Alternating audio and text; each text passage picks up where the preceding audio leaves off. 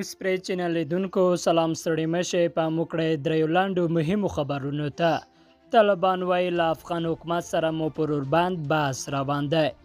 د روسي خبري اژانسونو په حواله طالبان ویلي چې له افغان حکومت سره پر احتمالي اوربند خبرې کوي او په دوحه کې د خبرو د بریا په صورت کې به خپل تهاجمي عملیات ودروي.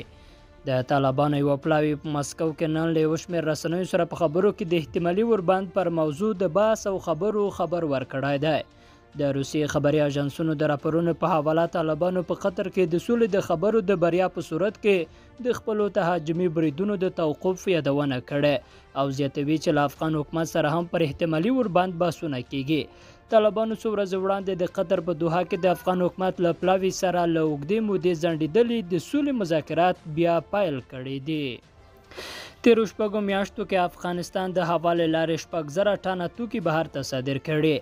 د ملکي هوایي چلند اداره وایي چې د روان کال په لومړیو شپږو میاشتو کې له افغانستان څخه باندې 6,000 ټنه سوداګریز توکي بهر ته صادر شوي دي.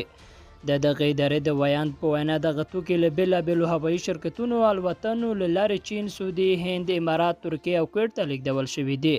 په 2008 کال کې د افغانستان د هوایي ډګرو له لارې څخه باندې 350,000 ټنه سوداګریز توکي بهر ته صادر شوي وو. د هوایي چلند ادارې د ویاند محمد نعیم صالحي په وینا په صادر شویو توکو کې د افغانستان باکیفیته وچه میوه، غلۍ، د زعفرانو په شمول د رویي بوټي او ورته نور توکي شامل دي.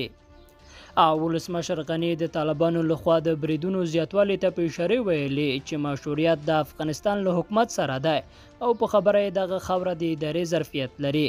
غني تېره ورځ په ولسمشرۍ ماڼۍ کې غونډې ته ویلي چې افغان حکومت د سولې وړاندیز کړی خو په خبره یې څوک چې د سولې وړاندیز نه مني یاغي دی. غني همدارنګه زیاته کړې چې وروستی وضعیت د انتقال د یوې ډېرې پیچلې مرحلې له امله رامنځته شوی دی.